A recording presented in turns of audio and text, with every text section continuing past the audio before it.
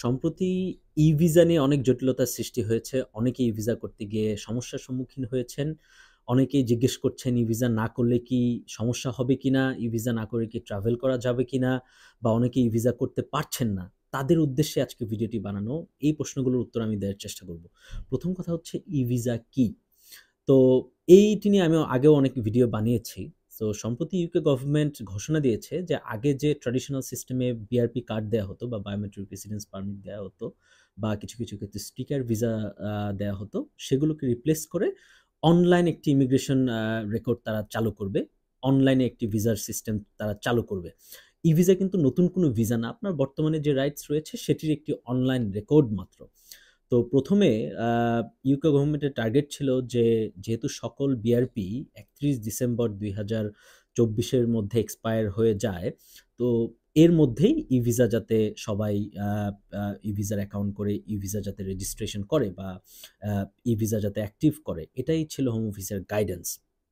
কিন্তু যেহেতু অনেকেই স্মার্টফোন নেই, অনেকেই আ টেকনোলজিক্যাল কারণে বা অনেকেই বিআরপি হারিয়ে ফেলেছেন, অনেকের পাসপোর্ট হারিয়ে ফেলেছেন, অনেকে তাদের ইমিগ্রেশন স্ট্যাটাস ডকুমেন্টস হারিয়ে ফেলেছেন, অনেকেই ই-ভিসা করতে পারছেন না।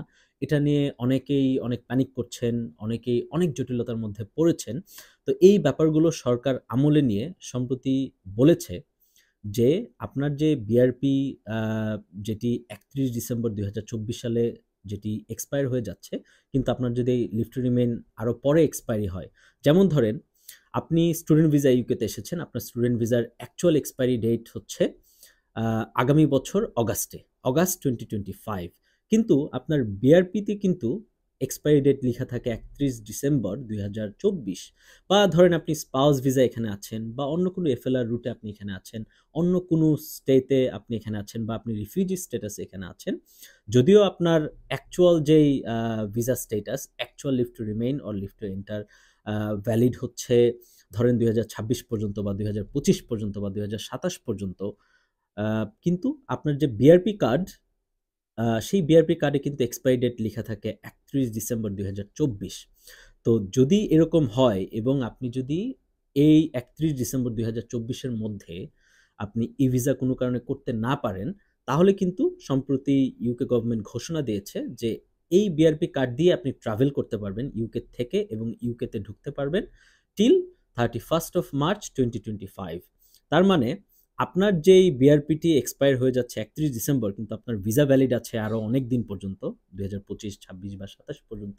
আপনি ২০২৫ এর ৩১ মার্চ পর্যন্ত সেই সেম বিআরপি দিয়ে আপনি ট্রাভেল করতে পারবেন যদি আপনি কোনো কারণে ই-ভিসা করতে না পারেন। কারণ ইউকেতে অনেক ইমিগ্রেন্ট থাকে। আপনি দেখেন অনেকেই ই-ভিসার জন্য চেষ্টা করছে। নরমালি ই-ভিসা অ্যাকাউন্ট করার সাথে আপনি যদি সব স্টেপস ফলো করে আপনি ই-ভিসার জন্য অ্যাপ্লিকেশন সাবমিট করেন, নরমালি ইনস্ট্যান্টলি তারা কিন্তু ই-ভিসা দিয়ে দেয়। ই-ভিসাটি রেডি হয়ে যায় ভিউ করার জন্য। ইনস্ট্যান্টলি অনেক সময় দেখেছি ২ থেকে ৫ মিনিট সময় লাগতে পারে। কিন্তু বেশিরভাগ ক্ষেত্রেই আমি যেটা দেখেছি যে তারা ২ থেকে ৫ মিনিটের মধ্যেই ই-ভিসা অ্যাকাউন্ট রেডি করে ই-ভিসা ভিউ করার জন্য ই-ভিসা রেডি হয়ে যায়। কিন্তু আমরা এমনও অনেক ক্ষেত্রে দেখেছি যে ই-ভিসা কিন্তু আসছে না। ঠিকমতো সব স্টেপস ফলো করে অ্যাপ্লিকেশন করার পরেও ই-ভিসা কিন্তু ঠিকমতো আসছে না।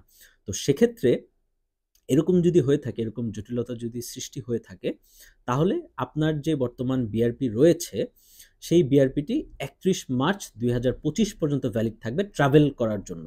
কিন্তু আপনার মাথায় মনে রাখতে হবে, আপনার কিন্তু ভিসা থাকতে হবে ৩১ ডিসেম্বরের পরে। যেমন আমি বললাম যে স্পাউস ভিসা বা স্টুডেন্ট ভিসা বা অন্য যেকোনো ভিসা ক্যাটেগরিতে আপনি যদি এই ৩১ ডিসেম্বর পরেও যদি আপনার ভিসা যদি ভ্যালিড থাকে, তাহলে আপনার বিআরপি ৩১ মার্চ ২০২৫ পর্যন্ত ভ্যালিড থাকবে। এখানে আরেকটি কথা বলে রাখা ভালো, যারা নতুন ভিসার জন্য অ্যাপ্লিকেশন করেছেন বা সম্প্রতি ভিসার জন্য অ্যাপ্লিকেশন করেছেন, আ ডিসিশন পেয়েছেন বা ডিসিশন পাননি। তো আপনাদের ক্ষেত্রে আমি জানিয়ে রাখতে চাই যে ইউকে গভর্নমেন্ট কিন্তু নভেম্বরের ফার্স্ট উইক থেকে তারা কিন্তু বিআরপি কার্ড ইস্যু করা বন্ধ করে দিয়েছে। তো নভেম্বরের ফার্স্ট উইকের পরে বা ধরেন এই গত মাস নভেম্বর ২০২৪ থেকে যে ডিসিশনগুলো তারা দিচ্ছে, তারা কিন্তু আ আ যদি আপনার ভিসা অ্যাপ্লিকেশন অ্যাকসেপ্ট করে, তাহলে তারা কিন্তু সরাসরি ই-ভিসার অ্যাকাউন্টের ডিটেইলস তারা দিচ্ছে বা ই-ভিসা করার জন্য তারা বলছে। তারা কিন্তু নতুন ফিজিক্যাল কোনো বিআরপি দিচ্ছে না। এই বিষয়টা আপনাদের মনে রাখতে হবে।